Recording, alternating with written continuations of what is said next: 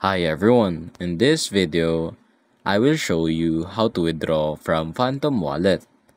So first, download Coinbase app from your App Store or Play Store and then create an account. And here, click on the middle button on the middle button on the bottom, the trading icon. Now, click on the receive. And here, select your coin. I will select Solana, so I will copy the Solana address. Now go to Phantom Wallet. And then here, click on send.